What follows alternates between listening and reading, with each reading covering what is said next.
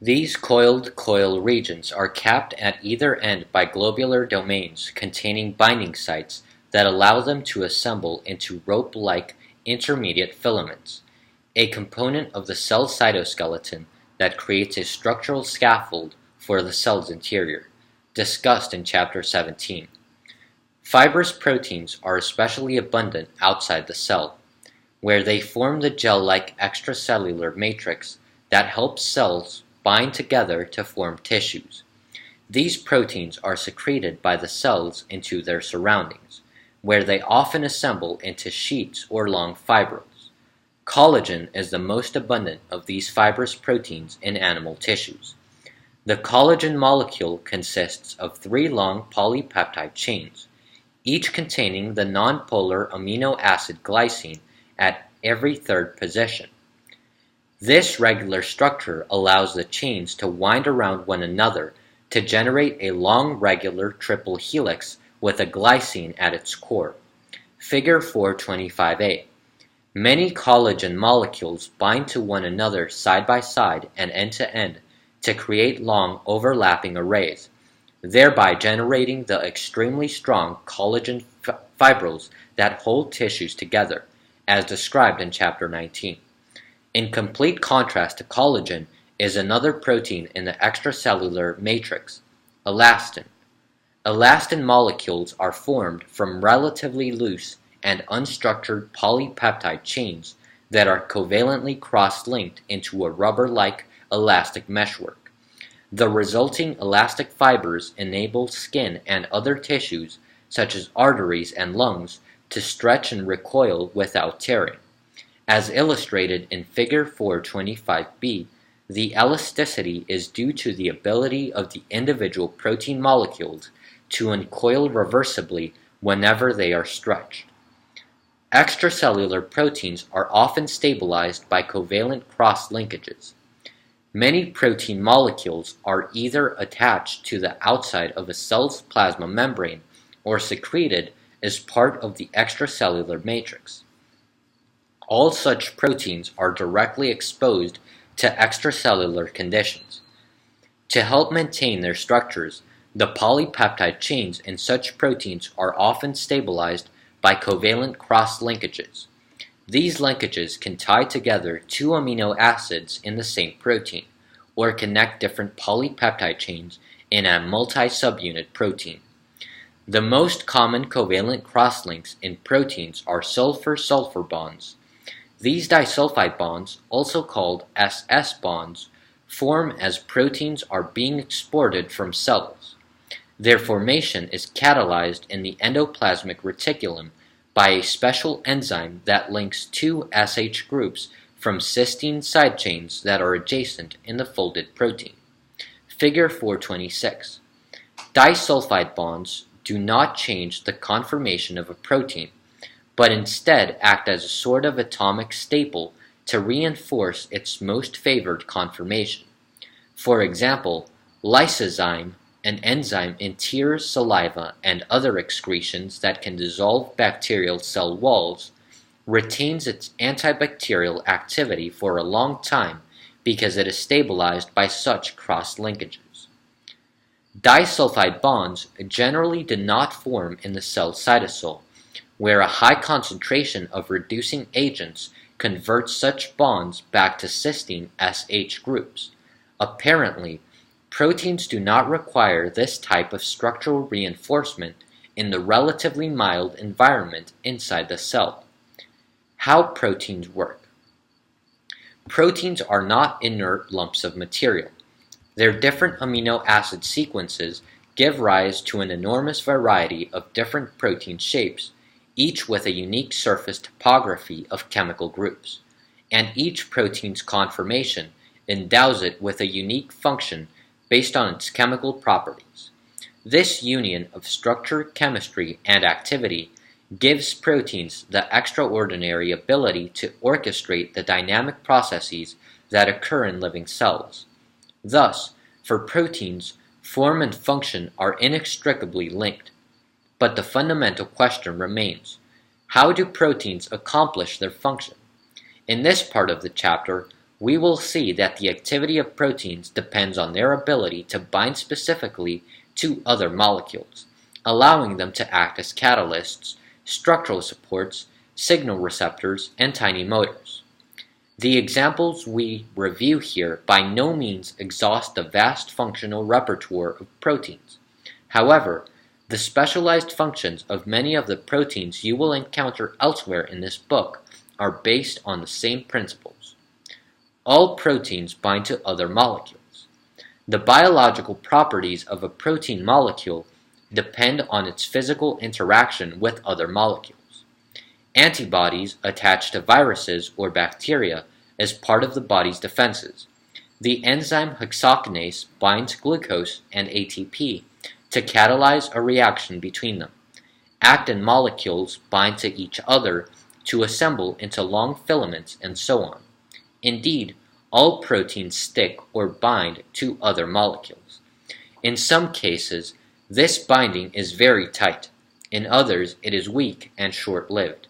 As we saw in Chapter 3, the affinity of an enzyme for its substrate is reflected by its K subscript M. The lower the K subscript M, the tighter the binding. Regardless of its strength, the binding of proteins to other biological molecules always shows great specificity. Each protein molecule can bind to just one or a few molecules out of the many thousands of different molecules it encounters. Any substance that is bound by a protein, whether it is an ion, a small molecule, or a macromolecule, is referred to as a ligand for that protein, from the Latin ligare, to bind. The ability of a protein to bind selectively and with high affinity to a ligand is due to the formation of a set of weak noncovalent bonds, hydrogen bonds, electrostatic attractions, and van der Waals attractions, plus favorable hydrophobic interactions. See Panel 27, pages 76 to 77. Each individual bond is weak, so that an effective interaction requires many weak bonds to be formed simultaneously. This is possible only if the surface contours of the ligand molecule fit very closely to the protein, matching it like a hand in a glove. When molecules have poorly matching surfaces, few noncovalent bonds are formed and the two molecules dissociate as rapidly as they come together. This is what prevents incorrect and unwanted associations from forming between mismatched molecules. At the other extreme, when many noncovalent bonds are formed, the association can persist for a very long time. Strong interactions occur in cells whenever a biological function requires molecules to remain tightly associated for a long time. For example, when a group of macromolecules come together to form a subcellular structure, such as a ribosome. The region of a protein that associates with a ligand, known as its binding site, usually consists of a cavity in the protein surface, formed by a particular arrangement of amino acids. These amino acids can belong to widely separated regions of the polypeptide chain that are brought together when the protein folds. Figure 428. Other regions on the surface often provide binding sites for different ligands, allowing the protein's activity to be regulated, as we shall see later. Yet other parts of the protein may be required to attract or attach the protein to a particular location in the cell. For example, the hydrophobic alpha helix of a membrane-spanning protein allows it to be inserted into the lipid bilayer of a cell membrane, discussed in Chapter 11. Although the atoms buried in the interior of the protein have no direct contact with the ligand, they provide an essential scaffold that gives the surface its contours and chemical properties. Even small changes to the amino acids in the interior of a protein molecule can change its three-dimensional shape and destroy the protein's ability to function. The binding sites of antibodies are especially versatile. All proteins must bind to particular ligands to carry out their various functions. but this binding capacity seems to have been most highly developed for proteins in the antibody family. Our bodies have the capacity to produce a unique antibody that is capable of recognizing and binding tightly to the structure of any molecule imaginable. Antibodies, or immunoglobulins, are proteins produced by the immune system in response to foreign molecules, such as those on the surface of an invading microorganism. Each antibody binds to a particular target molecule extremely tightly, either inactivating the target directly or marking it for destruction. An antibody recognizes its target, called an antigen, with remarkable specificity. And because there are potentially billions of different antigens that a person might encounter, we have to be able to produce billions of different antibodies. Antibodies are Y-shaped molecules with two identical binding sites that are each complementary to a small portion of the surface of the antigen molecule.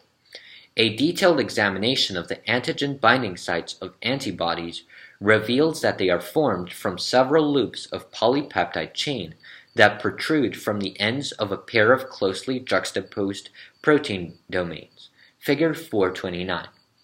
The amino acid sequence in these loops can be changed by mutation without altering the basic structure of the antibody. An enormous diversity of antigen binding sites can be generated by changing only the length and amino acid sequence of the loops, which is how the wide variety of different antibodies is formed. Movie 4.7. With their unique combination of specificity and diversity, not only are antibodies indispensable for fighting off infections, but they are also valuable in the laboratory, where they can be used to purify and study other molecules. Panel 4.3, pages 144 to 145. Enzymes are powerful and highly specific catalysts. For many proteins, binding to another molecule is their only function. An antibody molecule need only bind to its target molecule on the surface of a bacterium or a virus, and its job is done. An actin molecule need only associate with other actin molecules to form a filament. There are proteins, however, for which ligand binding is simply a necessary first step in their function. This is the case for the large and very important class of proteins called enzymes. These remarkable molecules perform nearly all of the chemical transformations that occur in cells. Enzymes bind to one or more ligands, called substrates, and convert them into chemically modified products, doing this over and over again with amazing rapidity. As we saw in Chapter 3, they speed up reactions, often by a factor of 1,000,000 or more, without themselves being changed. That is, enzymes act as catalysts that permit cells to make or break covalent bonds at will. This catalysis of organized sets of chemical reactions by enzymes creates and maintains the cell, making life possible. Enzymes can be grouped into functional classes based on the chemical reactions they catalyze. Table 4.1. Each type of enzyme is highly specific, catalyzing only a single type of reaction. Thus, hexokinase adds a phosphate group to D-glucose but will ignore its optical isomer, L-glucose. The blood-clotting enzyme thrombin cuts one type of blood protein between a particular arginine and its adjacent glycine and nowhere else. As discussed in Chapter 3, enzymes often work in tandem, with the product of one enzyme becoming the substrate for the next. The result is an elaborate network of metabolic pathways that provides the cell with energy and generates the many large and small molecules that the cell needs. Lysozyme illustrates how an enzyme works. To explain how enzymes catalyze chemical reactions, we will use the example of lysozyme, an enzyme that acts as a natural antibiotic in egg white, saliva, tears, and other secretions.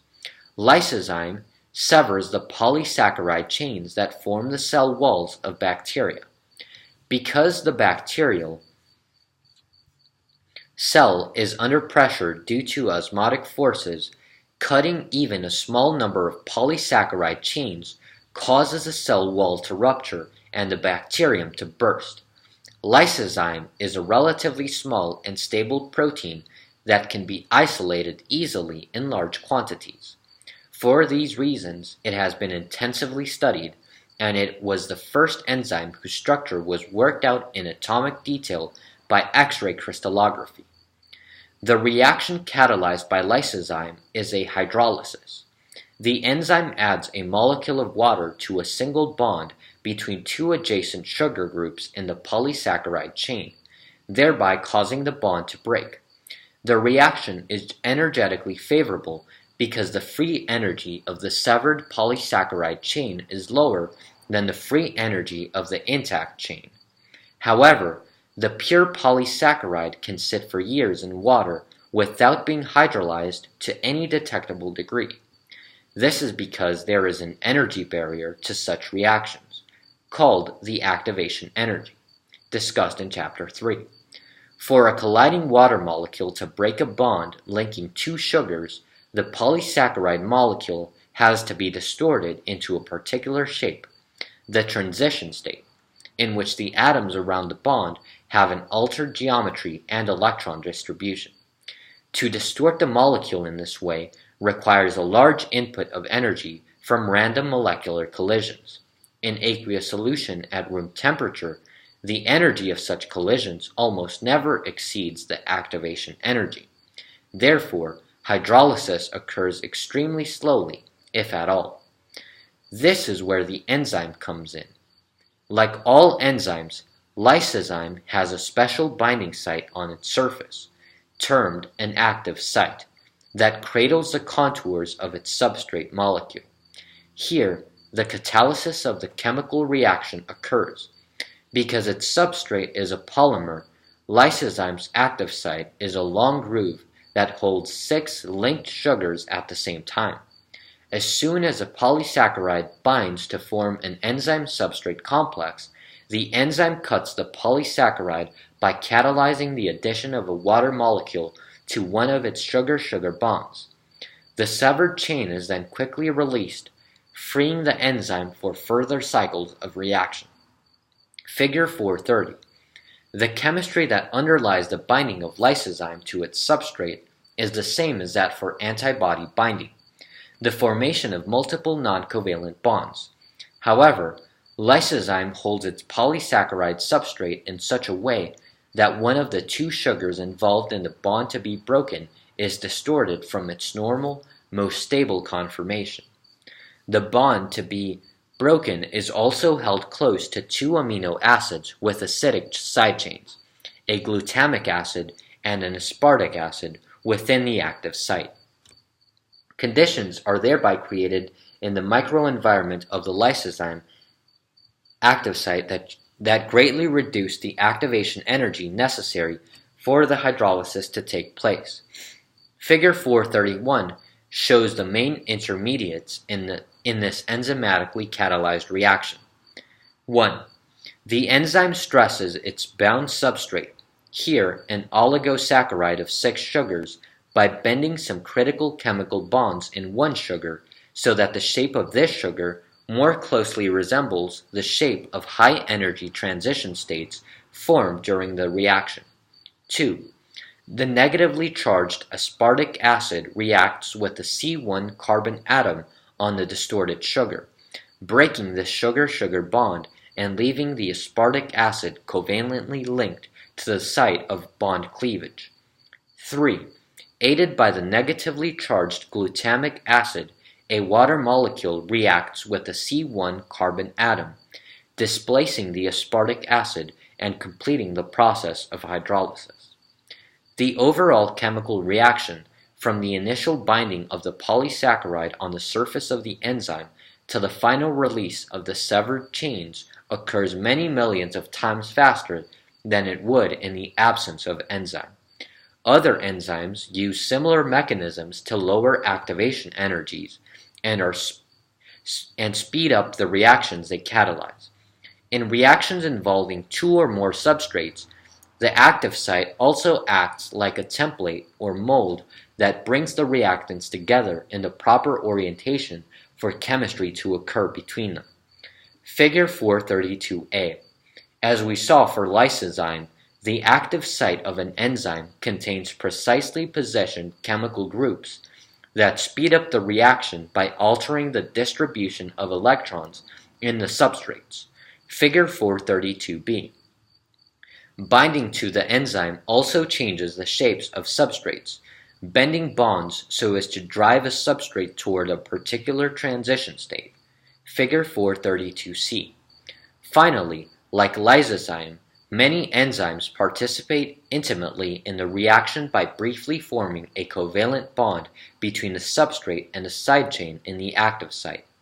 Subsequent steps in the reaction restore the side chain to its original state, so that the enzyme remains unchanged after the reaction and can go on to catalyze many more reactions. Most drugs inhibit enzymes. Many of the drugs we take to treat or prevent illness work by blocking the activity of a particular enzyme. Cholesterol-lowering statins inhibit HMG-CoA reductase, an enzyme involved in the synthesis of cholesterol by the liver. Methotrexate kills some types of cancer cells by shutting down dihydrofolate reductase, an enzyme that produces a compound required for DNA synthesis. Because cancer cells have lost important intracellular control systems, some of them are unusually sensitive to treatments that interrupt chromosome replication, making them susceptible to methotrexate. Pharmaceutical companies often develop drugs by first using automated methods to screen massive libraries of compounds to find chemicals that are able to inhibit the activity of an enzyme of interest. They can then chemically modify the most promising to make them even more effective, enhancing their binding affinity and specificity for the target enzyme. As we shall see in Chapter 20, the anti-cancer drug Gleevec was designed to specifically inhibit an enzyme whose aberrant behavior is required for the growth of a type of cancer called chronic myeloid leukemia. The drug binds tightly in the substrate binding pocket of the enzyme, blocking its activity.